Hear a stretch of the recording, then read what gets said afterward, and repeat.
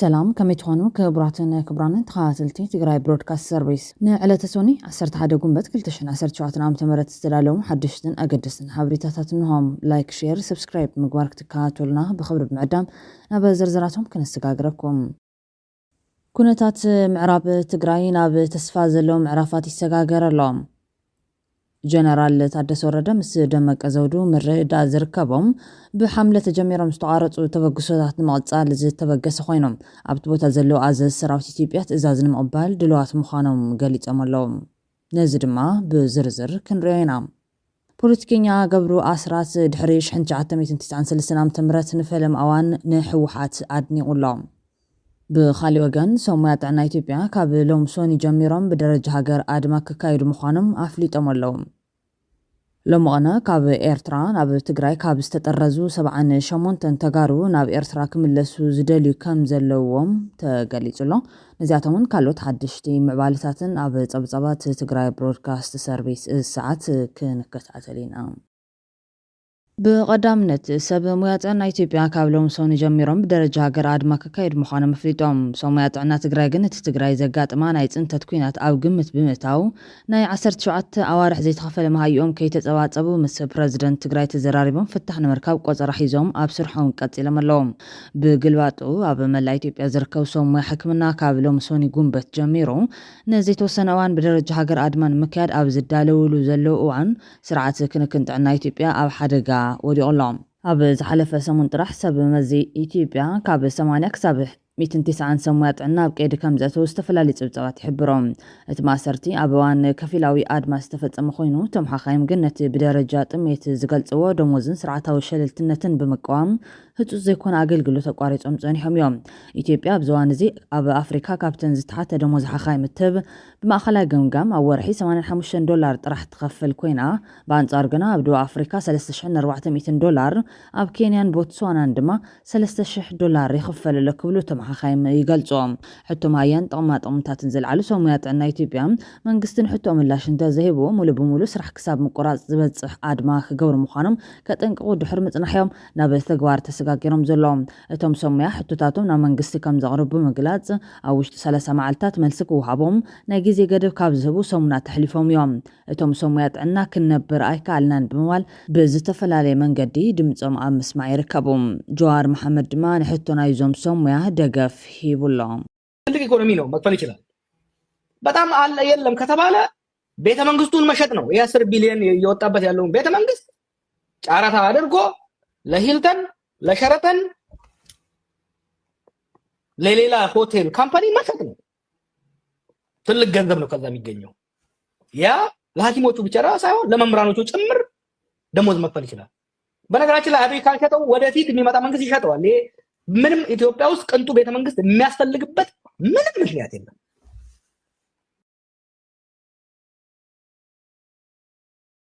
بخالي حبريتا لو مغنى كاب إيرترا ناب تقراي كاب سترزو 78 تنتقارو ناب إيرترا كملسو زداليو كام زلوهم تقاليتهم لو مغنى منقست إيرترا 78 تنسورة تقار فتحو بشنخ عدو خالا راما ناب تقراي كام سدده بوليس زوا ماخل تقراي أفليتو يوم يخون مبار سلسته كابتم استملسو ناب إيرترا كملسو كام زداليو مقلاتهم بوليس حبيرو لهم BBC نعزاز بوليس زوا ماخل تقراي كوماندر تقايس فات عيسو كام زرقهم حبريتاتهم سوات دارقا خلهم أب إيرترا تول جمز عبين تحت 45 عدما زخون مخانم حبيرهم اتهم سوات قال يوم مس إيرتراين تواسيو مس تزامدو طريت النبرة نزفريو يوم اتهم نوح استأثر دما 4 عامتن 5 دور حن استأثر مخانم زقالت كوماندر كلتا 270 كلتا أسرات كم زنبرون زتعرفوا كم زلو كم زقالت لون حبيرهم نخنتات معسر تم ملكيتو دما قال يوم بسلك تتصوعنا أو قبل متنا قال يوم دما تطرطر يخم ندحنتكم من حدقا كي يوصحكم من توهيلنا شو مساتنا زحتتنا سابيا لن كم زبالو قاليتهم اتهم تقارو أو عدابيتون ما يساروان أو كل تبوتات أسيرون دحر مصنح دحرنا بحد بوتات وسيدهم كم استأثرهم نبوليس أبزهاب ومرداتا كفلت تخايلو لهم قتلون أبزيهم يولنان 90 وسيدنا كم زبلون حبيرهم أبز جزيزي أبراما كم زركبون بمسرحنا نابسدروم كخدو كم زقبرن كوماندر تسقافليتهم 3 سوات قنا ويرترا بيت النورة سلزلنا مس منقص يرترا تزراربكم تمليسنا كن كيد أفقر لنا كم زبلو تازاز قليتهم اتهم لو مغنت فاتحهم كسابروا مربز تفانو سوات ንጹሃት ግን ዕጡቃት ዘይነበሩ ሲቪላውያን ምዃኖም ኮማንደር ጸጋይ ንቢቢሲ አረጋጊጹሎም ካብ መንጎቶም ትማሊ ናብ ትግራይ ዝኣትው 78 ዜጋታት እተን 6 ደቂ ኣንስትዮ እየን ምስ ሕወሓት ጽምዶ ዝጉስጉስ ዘሎ መንግስቲ ኤርትራ ዝወስዶ ዘሎ ስጉምቲ ምስ መራሕቲ ትግራይ ብዘይ ምዝርራብ በይናዊ ተበግሶ ምዃኑ እውን ተነጺሩሎም እቶም ኣብ እዋን ጆኖሳይዳዊ ኩናት ዝተጨወዩ ተጋሩ ግን የተመለሱን ብዙሓት ተጋሩ ናብ ኤርትራ ተጨወዮም ዝተወሰዱ ኮይኖም ምምሕዳር ኣብይ ኣሕመድ ተሓባባሪ ናይ ዝጭያ ኮይኑ ካብ ክልል ኣምሓራ ኣብ ሃይቅ ካብ ዝርከብ ጃሬ ዝበሃል ቦታ ዝተጨወዩ ተጋሩ እውን ክሳብ ሕዚ ሃልዋቶም የለን ዓርቢ 5 ጉንበት 2014 ኣቆጻጽራ ገዝ ናብቲ ማዓስከር ሲቪል ዝተኸደኑ ድሕራይ ድማ ስለይ ኤርትራ ምዃኖም ዝጠርጠርዎም ትግርኛ ዝዛረቡ ሰባት መጽኦም ንሕና ኣብዚ ካምፕ ንዘለኹም ተጋሩ ከነድሕኒና መጺና ናብ አዲስ አበባ ወሲድና ፖለቲካዊ ስልጠና ሂብና ናብ ስድራኹም ከነፋንወኩም ኢና ከም ዝበልዎም እቶም ግዳያት ንቢቢሲ ገሊጾም ነይሮም እዮም ነዚ ሓበሬታ ዘካፈለ ዳናይ ሽዑ ኩሉ ሰብ ናብ ስድሩን ስርሑን ክኸይድ ስለ ዝተሃንጦም ነቲ ዝተባሃልዎ ፖለቲካዊ ስልጠና ንክወስዱ ፈቃደኛ ከም ዝነበሩ ይዛረብ ተከዘ ሰጊሮም ኦም ሓጀር ምስ በጽሑ ካብተን ኣውቶቡሳት ከም ዝወረዱን ኣብቶም ባስገዳድ ዘምጽዎም ኮማንደራት ኢትዮጵያን ኣባል ሰራዊት ኤርትራን ኮሎኔል ፍጹምን ርክክብ ከም ዝተፈጸመን ይዛረቦም ኮሎኔል ፍጹም ዝበሃል ኣዛዚ ንኹላትና ኣኪቦም ኣይትሰንብዱ እዚ እውን ዓድኹም እዩ ድሕሪ 2 መዓልቲ ክመጸኩም ይልና እቶም ኮማንደራት ድማ ነቲ ኤርትራዊ ኣዛዚ ሰራዊት ኣረኪቦም ናተመሊሶም ዝበሉ እቶም ግዳያት ብወታደራዊት መኪና ኣብ ዝዋ ጋሽባር ከናብ ዝርከብ ጎሊጅ ዝበሃል ቦታ ከም ዝወሰድዎም ንቢቢሲ ገሊጾም እዮም ንጽባሕቲ 8 ጉንበት 2014 ኣቆጻጽራ ገዝ ሰዓት 3 ናይ ምሽት ወታደራዊ ታዕሊም ናብ ዝወስድሉ ጎልጅ ከም ዝኸዱን ሓለፍቲ ሰራዊት ኤርትራ ከም ዝተቀበልዎምን ይሕብሮም እቶም ሒዞምዎም ዝመጹ ኮማንደራት ኢትዮጵያን ገለ ካብቶም ሲቪል ዝተኸደኑን ካብ ኦም ሓጀር ከም ዝተመለሱ ገሊኦም ሲቪል ዝተኸደኑ ትግርኛ ዝዛረቡ ድማ ናብቶም ወታደራዊ መሰልጠን ከም ዝመጹ ይገልጹ ብዛዕባ ዝምልከት ምላሽ ዝሃበ ኢታማጆር ሹም ሰራዊት ምክልኻል ኢትዮጵያ ፊልድ ማርሻል ብርሃኑ ጁላ መንግስቲ ኢትዮጵያ ምስ ኣባላት ስለይ ኤርትራ ብምዃን ንተጋሩ ባስገዳድ ንወታደራዊ ስልጠና ናብ ኤርትራ ከም ዘይወሰዱ ክኽሕድ ጸኒሑ እዮም ኣይተገብረ መድህን ዝበሃሉ ግዳይ ግን እቶም ምስኦም ካብ ማዓስከር ጃሬ ዝመጹ ተጋሩ ደምሒት ዝብል ሽም ተዋሂብዎም ናይ ሰራዊት ኢትዮጵያ ዝነበረ ዩኒፎርም ሬንጀር ከዲኖም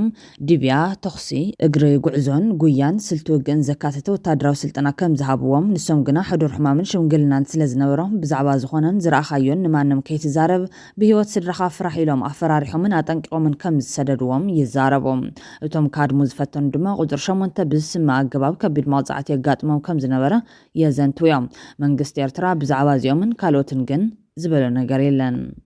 ትግራይ ብሮድካስት ሰርቪስ ነሰዓት ዜና ኣብ ዘወረደ ካሊእ ሓበሬታት ተሰጋጊርና ኩነታት ምዕራብ ትግራይ ናብ ተስፋ ዘለዎም ምዕራፋት ይሰጋገረሎም ጀነራል ታደሰ ወረደ ምስ ደመቀ ዘውዱ ምርዳእ ዝርከቦም ብሓምለ ተጀሚሮም ዝተቋረጹ ተበግሶታት ንምቕጻል ዝተበገሱ ኮይኖም ኣብቲ ቦታ ዘለዉ ኣዘዝ ሰራዊት ኢትዮጵያ ትእዛዝ ንምቕባል ድልዋት ምዃኖም ገሊጾም ኣለዉ ሌተናል ጀነራል ታደሰ ወረደ ካብ ጅማ ናብ ባህር ዳር ክጓዓዝ ምዃኑ እውን ተሓቢሮም ትማሊ ካብ መቐለ ናብ ከተማ ጅማ ዝኣተወ ጊዜያዊ መራሒ ምምሕዳር ትግራይ ሌተናል ጀነራል ታደሰ ወረደ ኣኼብኡ ድሕሪ ምዛሙ ናብ ከተማ ባህር ዳር ከም ዝገሸ ተፈሊጡሎም ካብ ጅማ ናብ ከተማ ባህር ዳር ክኸይድ ትጽቢት ዝግበረ ሌተናል ጀነራል ታደሰ ወረደ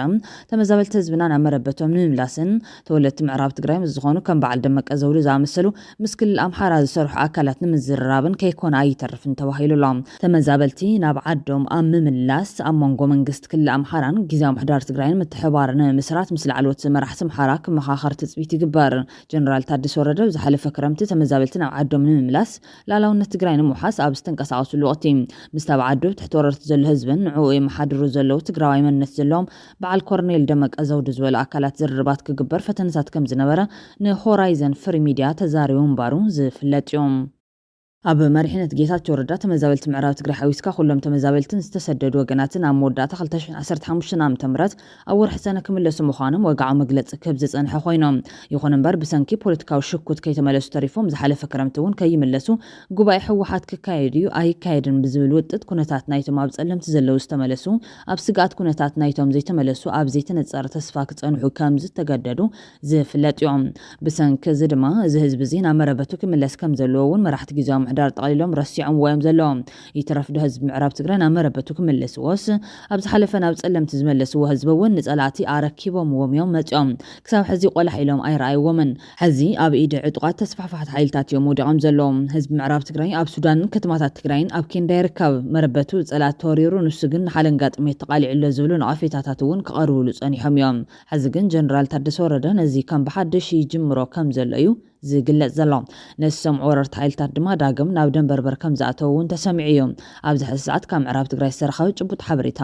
ኣብ ወልቃይትን ደጓዕታት ሸሬላ ደጀና ጽልዕሎ ኣውራን ካልኦት ኣናሽተይ ጣብያታትን ዝርከቡ ምልሻታት ክዘምቱ ብሓይልታት ኣምሓራ ጻውዒት ቀሪብሎም ነሰምዑ ናይ ተኸባቢ ነበርቲ እምቢ ብምባል ቁጽሮም ብርክት ዝበሉ ሰባት ናብ ጫካ ኣትዮም ከም ዘለዉ ተፈሊጡሎም ተጋሩ ይመጽኹም ኣለዉ መሬትና ገዛና መረበትና ኢሎም ካብ ዓዶም ከፈናቀልኹም እዮም ዝብል መፈራርሒ ክጥቀሙ ዝፈተኑ ካድረታት ክልል ኣምሓራ ካብ ተወለድቲ ምዕራብ ትግራይ ቃል በቃል ኣሕዋትና እዮም ናብ ዓዶም ይመለሱ ኢሎም ኣቕቢፆሞም ኣለዎም ካብ ኣኼባ ካድረታት ኣምሓራ ረጊፆም ዝወፁ ክልተ ተጋሩ ወልቀቶ ተቐቲሎም ከም ዘለውን ኣብ መንጎቶም ደቂ ዓድን ወረርቲ ሓይልታትን ሰፊሕ ኣፈላላይ ከም ዘለውን ተፈሊጡሎም ኣብ ምዕራብ ትግራይ ዝምዕብል ዘሎ ኩነታት ንጸላቲ ህዝቢ ትግራይ ዘርዕድ ንወገን ድማ ልዑል ተስፋ ዝህብ ኮይኑ ይቕጽል ኣሎ ጻውዒት ሰራዊት ትግራይ ስዒቡ ኣብ ምዕራብ ትግራይ ዝርከቡ ዕጡቃት ኣሰላልፎም ምቕያር ቀጺሎም ኣለዉ ሰራዊት ትግራይ ተመዘበልቲ ወገናትና ሓምሻይ ክረምቲ ኣብ ኬንዳ ሕሱም ናብራን ክኸርሙ ኣይንፈቅድን ዝብል ጽኑዕ ቅዋም ምውፅእ እውን ዝፍለጥ እዮም ፀሓይ ምዕራብ ትግራይ ኣብ ቀረባ እዋን ክትበርቕ እያ ዝብል ሓበሬታ ዘካፈለ ኣብ ሱዳን ኮይኑ ኩነታት ናይ ተኸባቢ ዝምልከት ሓበሬታ ዘካፍል ጋዜጠኛ መድሃኒ የግዳይ ብዛዕባ ዝዘሎ ምዕባለ መብርሂ ይብሎም እቲ ጋዜጠኛ ነዚ መብርሂ ዝሃበት ማሊ ምክልኻል ኢትዮጵያ ምስ ኣመራርሓ ብልጽግና ኣምሓራን ኣስመላሽ ኮሚቴን ኣብ ዝገበሩ ዋዕላ ይተው ተተባሂልና ክኣትው እዮም እንተዘይተኣዚዝና ምሳኹም ኢና ክብል ማንታ ቅዋም ሒዙ ኣብ ዝበሃለሉ ወቕቲ እዩ ጋዜጠኛ መድሃኒየ እቲ ዘሎ ምዕባለ ኣካፊሉ ዘሎም ኣብ ሰራዊት ትግራይ ዝንጸባረቑ ዘለዉ ጠንካራ ዝኾኑ መግለጽታት ፍላይ እዚ ስደት ህዝብና እዚ ሓምሻይ ክረምቲ ኣብ መዕቆብ ስደተኛታት ኣብ ስደት ኣብ ሕሱም ዝኾነ ናብራ ክሕልፍ የብሉን ዝብል ጽኑዕ ዝኾነ ቅዋም ስለ ዘሎ እዚ ቅዋም እዚ ኣዝዩ ኣርዒድዎም እዩ ዘሎ ኣርሚ ሰብዓዊ ብተኸታታሊ ዘካይዶም ዝነበሩ መበል 40 ዓመት ምክንያት ብምግባር ጽምብላት ነይሮም ናይ ዝተፈላለዩ ናይ ተሃድሶ ፕሮግራማት ነይሮም እዚ ድማ ጭንቂ ፈጢሩ ኣብ ውሽጦም ዘይምትእምማን ኣቐድመ ኣቢሉ እውን ኣብ መንጎቲ ህዝብን ኣብ መንጎቲ መሬት ትግራይ መሬት ምዕራብ ወሪሩ ሒዙ ዘሎ ተስፋሕፋሓይ ዝኾነ ኣስመላሽ ኮሚቴ ብዝብል ስያመ ዝተወደበ ሓይሊ ራዕዳ ኣትይዎ ኣብ መንጎቲ ህዝብን ኣብ መንጎቲ ኣመራርሓን ሰፊሕ ዝኾነ ክፍተት ከም ዘሎ ሰፊሕ ዝኾነ ፈላላይ ከም ዘሎ ኢና ንዕዘብ ዘለና ሕጂ ዓወፅታት ኣለዉ ኣብ ምዕራብ ትግራይ ነቲ ዕጡቕ ሓይሊ ወዲብካ ምስ ትግራዋይ ንኽቃለስ ዝተፈላለዩ ጎስጓሳት ክግበሩ ጸኒሖም እዮም ይኹን እምበር ካብ ግዜ ናብ ግዜ ተቐባልነት እናሰኣነ ይመጽዩ ሕጂ ድማ ካብኡ ዝበኣሰ መንገዲ ሙሉእ ብሙሉእ ዝበሃል መንገዲ እቲ ዕጡቕ ሓይሊ ምስ ትግራዋይ ንዋጋእን ዝብል ንጹር ዝኾነ ቅዋም ሒዙ ዘሎ ብኣገዲዶም ከዕጥቕዎ ዝደልዩ ኣገዲዶም ከሰልፍዎ ዝደልዩ ድማ ናብ ዝተፈላለዩ ከባቢታት ናይ ባዕሉ ስጉምቲ እናወሰደ ናይ ምጥፋእ ምልክታት ኣለዉ እቲ ዝተረፈ ድማ ዕጥቁ እውን ዘራግፍዎ ዝተወሰነ ሓይሊ ኣሎ ይኹን እምበር እዚ ከምዚ ኢሉ ኣለወ ኣብ ምዕራብ ትግራይ ዘሎ ሃፍቲ ትግራዋይ ኣብ ምዕራብ ትግራይ ዘሎ መሬት ትግራይ ዘሚቱ ሰሪቑ ሒዙ ዘሎ በዓል ሃፍቲ ግን ሕጂ እውን ብዝተወሰነ መንገዲ ዘን ሃፍቲ ዜን ከይስእን ናይ ጭንቂ ስጉምታት ክወስድ ይኽእል እዩ ዝብል ግምታት እዩ ዘሎ እቲ መሪሕነት ዘሎ ኣብቲ ኣስመላሽ ኮሚቴ ይኹን እቲ ብገንዘብ ትግራዋይ ብንብረት ትግራዋይ ብመሬት ትግራዋይ ሃፍተ ጥሪ ዘሎ ድማ ብዝተወሰነ መንገዲ ሃፍቱ ናብ ጎንደር ዘዘዋውረሉ ዋላ ተመራርሓ እውን ኣጆኹም ምሳኹም ኣለና ይብል እሞ ነቲ ያው ዘሎ ብዝተወሰነ መንገዲ ዝወደው ዕጡቕ ናብ ክልል ኣምሓራ ኸይዱ ዝሓድረሉ ሓደ እግሩ ኣብ ምዕራብ ሓደ እግሩ ኣብ ክልል ኣምሓራ ገይሩ ዝኸደሉ ምልክታት ኢና ንርኢ ዘለና ኣብዚ ሓፍቲ ህዝቢ ግን ኣብቲ ህዝቢ ዘሎ ስምዒት ግን ኣብ ምዕራብ ትግራይ ኣብዚ ሓፍቲ ህዝቢ ዘሎ ስምዒት ህዝቢ ምዕራብ ትግራይ ናብ ውሽጢ ትግራይ ይኹን ተፈናቒሉ ዘሎ ናብ ሱዳን ተሰዲዱ ተፈናቒሉ ዘሎ ህዝቢ ይመለስ መሬቱ መረበቱ እዩ ዝብል ንጹር ዝኾነ ቅዋም እዩ ብዝተፈላለዩ መድረኻት ዘፍልጥ ዘሎ ስለዚ መሬቱ ተጎቢጡ መሬቱ ተወሪሩ ላዕላዊ ግዛት ትግራይ ተወሲድዎ ኣብ ስደት ኣብ መከራ ዘሎ ህዝብና ሕጂ እውን ሓምሻይ ክረምቲ ክንከርም የብልናን ዝብል ጻውዒት በተደጋጋሚ ዘቕርብ ዘሎ ሃገር ክልተ ነገራት ኢኻ ትዕዘብ ብሓደ ወገን ኣብ ውሽጢ ትግራይ ዘሎ ናይ ፖለቲካ ሕማቕ ንእሽተይ ተስፋ ሞራል ናይቲ ህዝቢ ይነክእ እሞ ግን ድማ እቲ ሰራዊት ኣብ ሕጂ እውን ዝኩሉ ፀገም ተፃዊሩ ዝኩሉ ፖለቲካዊ ሕማቕ ተፃዊሩ ዝኩሉ ሽግር ተፃዊሩ ካብ ስደት ካብ ቤተሰቡ ከም ተዓንቶ ዝገለጽ ብልካ ካብ መረበቱ ተነፂሉ ኣብ በረኻ ዝነብር ዘሎ ሰራዊት ኣብ ልዕሊ ኣብቲ ህዝቢ ውሽጢ ኣብ ልብቲ ህዝቢ ውሽጢ ንኽሓድር እዩ ገይርዎ ዘሎ ልክዕ ከምቲ ውሽጢ ዘሎ ሰራዊትና ማለት እዩ እሞ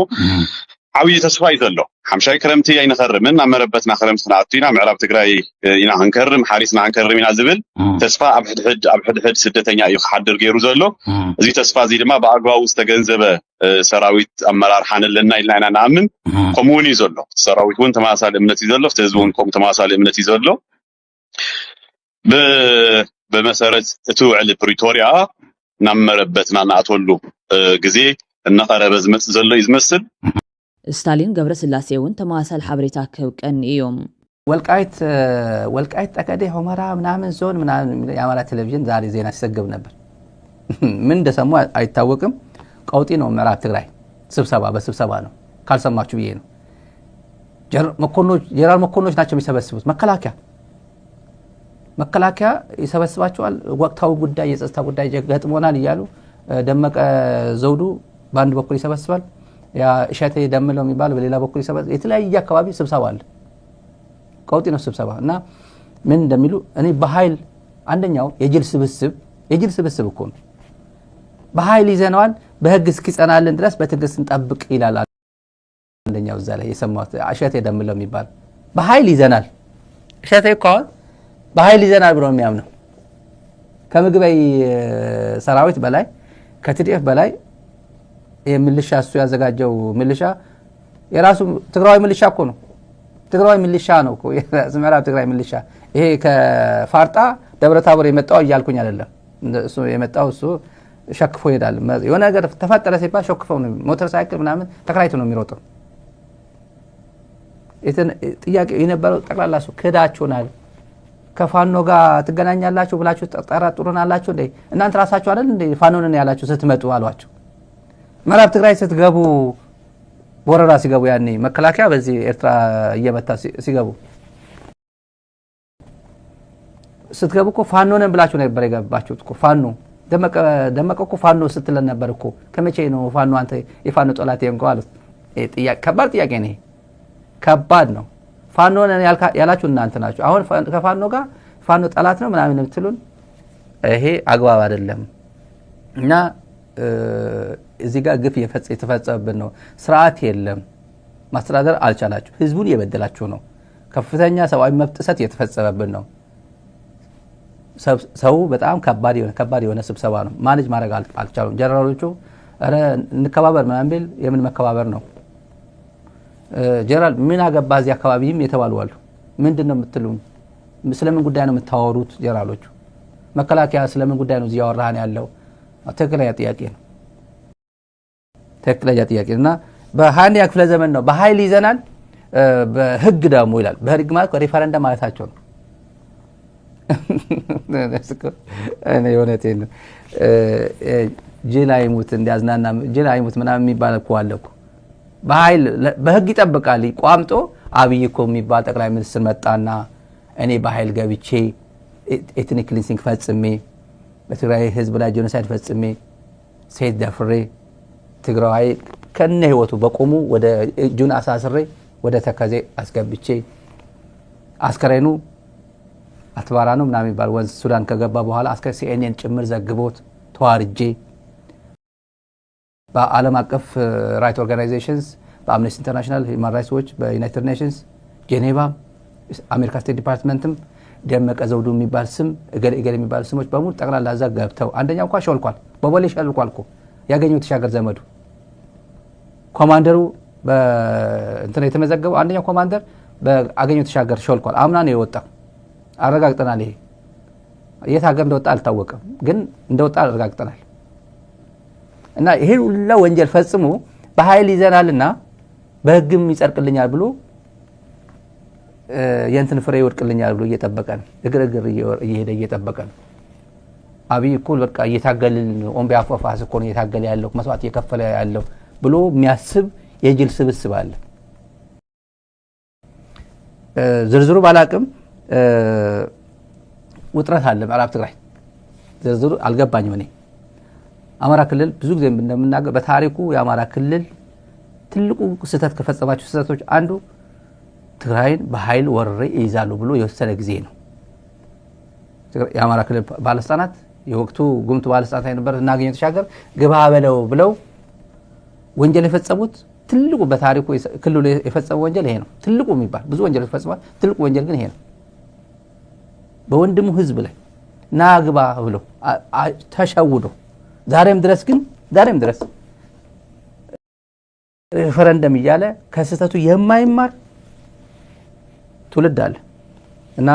360 ትግራይ ተዘግታ በተወራ በነበረችበት ናግባልኝ እኔ ከፈለኩ አንተ እኮ የአማራ ልዩ ኃይል ለምን ከትግራይ ይወጣል? ለምን ከትግራይ ይወጣል? ከፈለኩ እኮ የአማራ ኃይል የፌደራል ኃይል አካል ነው ብዬ እኮ ዲክሌር ላደርግ ይችላል። ከፈለኩ እኮ የአማራ ኃይል ጅግጅጋ ጠረፍ ላይ ላሰማራው ይችላል እያለ ፓርላማ ላይ ሲናገር የነበረው ለምንድን ነው እንደዚህ እያለኝ ያለው ብሎ ለሰከንድ ማሰብ የማይችል ዛሬም ድረስ ከእንቅልፉ ያልነቃ ትውልድ አለ እና እንስማቸዋ እዚህ ያለው ጣጣ ዝርዝሩ አላቅም። ዝርዝሩ ግን ከባድ እንደሆነ አማራ ዩቲዩባቸው ላይ ገብታችሁ ስታዩ ሰፋ ያለ ነው። ባጭሩ ትንሽ በአማራ ክልል ወልቃይት ጠገዴ ሰቲት ሁመራ ዞን ሁመራ ከተማ በክልሉ ወቅታዊ የጸጥታ ጉዳይ ዙሪያ የሚመክር መድረክ ተካሂዷል። የተፈጠረው የጸጥታ ችግር ህጋዊ በሆነ መንገድ ማንነትን ለማስመለስ በሚደረገው ትግል ላይ አሉታዊ ተጽዕኖ እንዳይፈጥር ሁሉም የበኩል መወጣት እንዳለበት የዞኑ ብልጽግና ፓርቲ ቅርንጫፍ ጽህፈት ቤት ኃላፊ አቶ ገብረ እግዚአብሔር ደሴ ተናግረዋል። በእያንዳንዱ ጉዳይ እየተመካከሩ ወጥ የሆነ አስተሳሰብና አመለካከት እና አቋም በመያዝ ትግላችን ዳር ለማድረስ ያልተቋጨውን ትግላችን ዳር ለማድረስ መንቀሳቀስ ስላለብን የመድረክ ፈጥረናል። የዞኑን ልማትና ሰላም ማረጋገጥ እንደሚገባ የተናገሩት ደግሞ የዞኑ ዋና አስተዳዳሪ አቶ አሸተ ደምለው ናቸው። በህግ የጠየቀውን በህግ እስኪመለስ ድረስ መታገስ ነው። ይሄ ምን ይባላል? ለዚህ ሁሉ የሚረብሽ ሊመጣ ይችላል። ማስተዋል ያስፈልገናል። ሁለተኛው ማልማት አለብን። ለማልማት ምቹ ሁኔታዎች ያስፈልጋሉ። ብዙ ነገሮች ይጎሉብናል። ነገር ግን ባለው አንዱ በአንዱ ተደጋግፎ አንተ ትብስ አንቺ ትብስ ተባብሎ ማልማት አለ። መደጋገፍ አለብን። መተባበር አለብን። ያው ነው ይሄ የሚለው እንግዲህ በህግ ሪፈረንደም ይጠብቃል። ይሄ ደምሌ ሪፈረንደም አብይ ሰጠኛ ብሎ ነው የሚያስበው። ብኻሊ ወገን ፖለቲከኛ ገብሩ አስራት ድሕሪ 1993 ዓ.ም ንፈለማዋን ሕወሓት ኣድኒቖም ኣድናቆቱ ግን ብሕቶታትን ጥርጣረታትን ዝተመልአ እዮም። ኣይተ ገብሩ አስራት ኣብ ትግራይ ሓደ ነቲ ካሊእ ንምቕታል ኮነ ሕድሕዳዊ ግጭት ክህሉ ዝግበር ምንቅስቓስ ከወግዝ ዝፀንሑ ኮይኖም ሕዚ ድማ ሕወሓት ጀሚርዎ ዘሎ ተወግሶን ተመሊእዎ ዝድገፍ ምዃኑ ገሊፆም። ኣይተ ገብሩ አስራት ምስ ሻዕብያ ኮነ ምስ ብልፅግና ዝግበር ርክባት ንህዝቢ ትግራይ ዳግም ዋጋ ዘኽፍሉ ከይኾኑ ብምጥንቃቕ ብፍላይ ምስ ሻዕብያ ዝግበር ርክብ ምስ ኢትዮጵያ ንምውጋእ ብድሕሪኡ ተሰሊፈን ዘሎ ሃገራት ተታሒዙ ጥንቃቐ ዝጠልብ ጉዳይ ምዃኑ ክገልጽ ጸኒሖም። ፖለቲከኛ ገብሩ አስራት ሕዚ ድማ ሕወሓት ኣብ ትግራይ ብብረት ስልጣን ሒዙ ክጸንሕ ዝገብሮ ዘሎ ጻዕርታት ዝወቐሱ ኮይኖም። ብኻሊእ ገጽ እቲ ኢትዮጵያውያን ከም ጦረኛ ዝሓስብዎ ውድብ ኣማራጺ ኩናት ገዲፉ ናብ ሕብረት አፍሪካ ምምልካቱ ምስ ብዙሕ ጥርጣረታቱ አድናቆት ሂቡሎም። ድርጅት ሆኖ እያለ ሰራዊት የኔ ነው ያለው ሰራዊት ይሄ እንግዲህ ከፖለቲካ አንጻር ተቀባይነት የለውም። የፖለቲካ ፓርቲ የጨዋታ ህጉን መከተል ያለበት በፖለቲካ አግባብ እንጂ በኃይል በጥንቻ መሆን የለበትም። ይሄን ተላልፏል። በተግባርም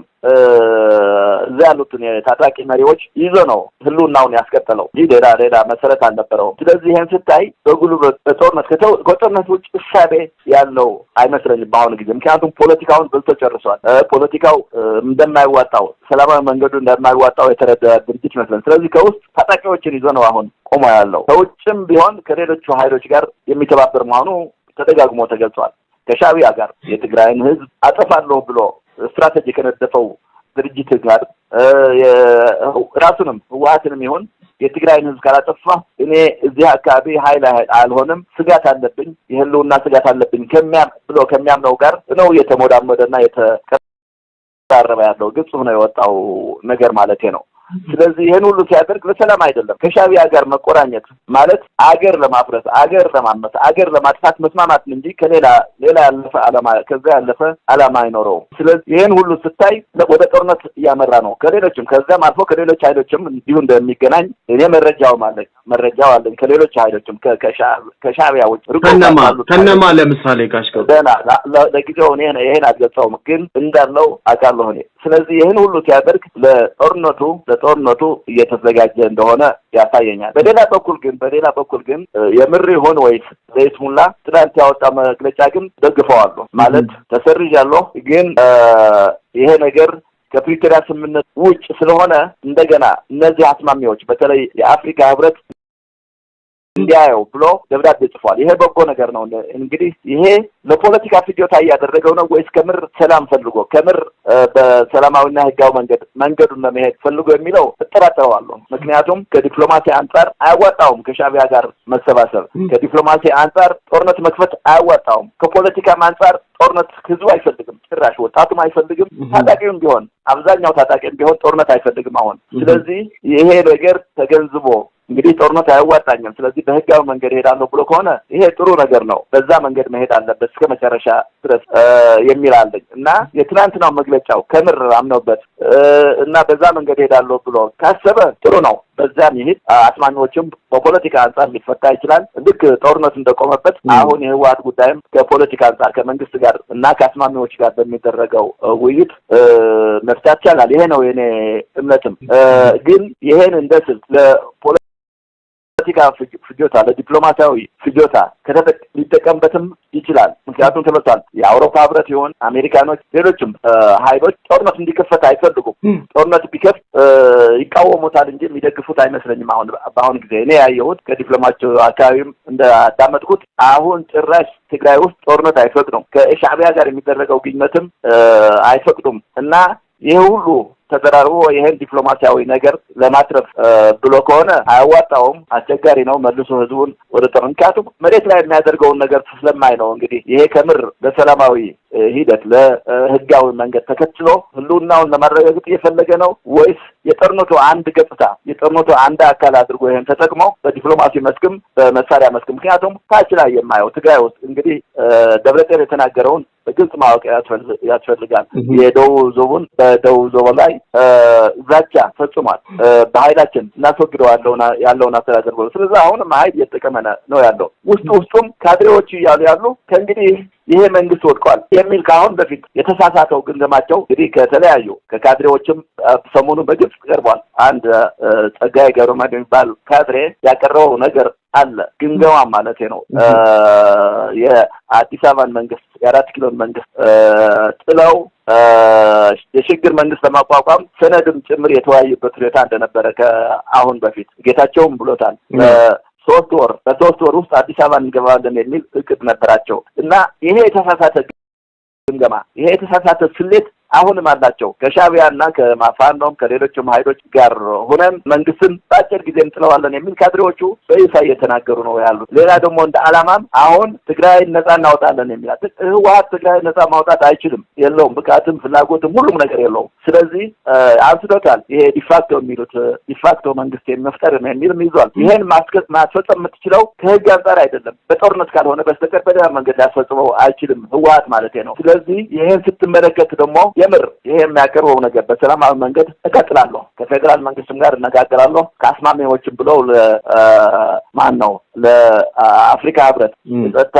ኃይል ክፍሉም እንዲሰበስብ ያቀረበው እኔ አዎንታዊ አድርጌ ወስዳለሁ። መንግስትም ይሄን ማየት ያለበት ይመስለኛል እና በድርድር እንግዲህ ጉዳት የለውም። እንደ ፓርቲው ነው እስከቀጠለ ድረስ እንደ ፓርቲ ነኝ ብሎ እስከቀጠለ ድረስ እኔ የሚያመጣው ነገር የለም። እንደ ኃይል ነኝ፣